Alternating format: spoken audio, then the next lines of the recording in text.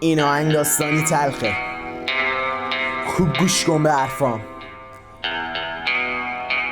برو به زمان قدیم، مغزم ستون کشه، دلم تنگ، منتظر چشمی پر از انتظار. مغز کشیده شده رو به انهدام، قلبی خالی از عشق تاریک.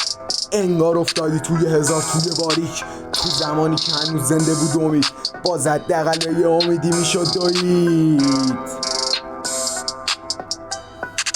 داشت زیر ساخته یه نابودی میشد چیده، ولی هنوز یأس نشده بود بر آرزو چیره. میشدیم به آینده‌مون خیره که داره کم کم میشه تیره. داشت ترس ریشه میزد از درون، آروم داشت همه چیز میشد نابود، ولی هنوز ظاهر بودش زیبا، اما باطن که ترک خورده بود مثل دیوار.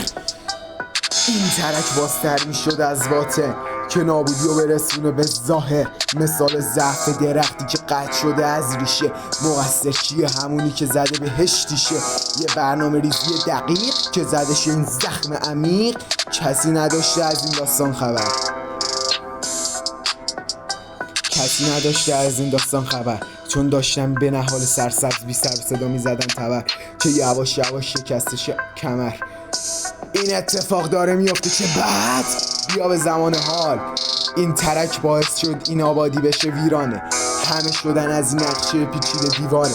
دیگه از بیخ کنده شد ریشه، دیگه به جا فریاد مجبور شدیم کنیم سکوت و پیشه. زبونی که زهردار مثل نیشه، حق بده داغون باشی وقتی خورده به آرزوم تیشه. بایدم این آفت کند مثل علف هرز، چه فایده که همه پایه ها سوار روی قرض. دیگه باید شکستش این سکوت، باید همون اول وای میستادیم تو روز. اما هنوزم دیر نیست، ریشه های این درخت جوان پیر نیست.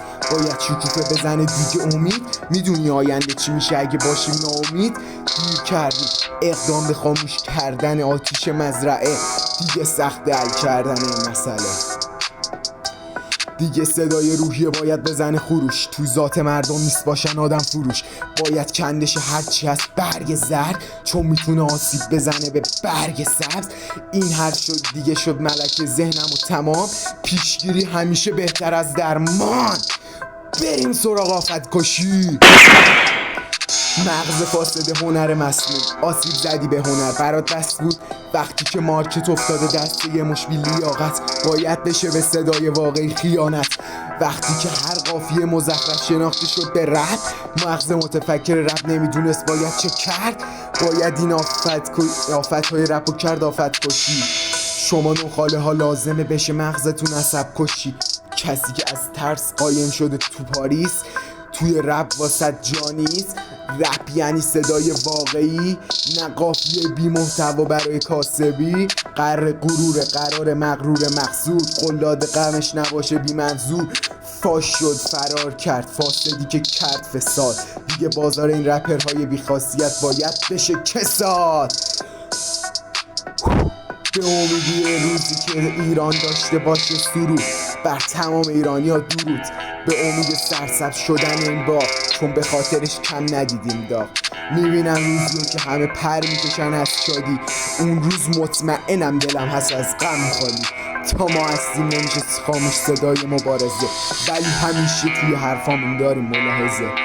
زنده باد ایران، زنده باد ایران، زنده باد ایران، زنده باد ایران، زنده باد ایران، زنده باد ایران، زنده باد ایران، زنده باد ایران، زنده باد ایران، زنده باد ایران، زنده باد ایران، زنده باد ایران، زنده باد ایران، زنده باد ایران، زنده باد ایران، زنده باد ایران، زنده باد ایران، زنده باد ایران، زنده باد ایران. بدرود.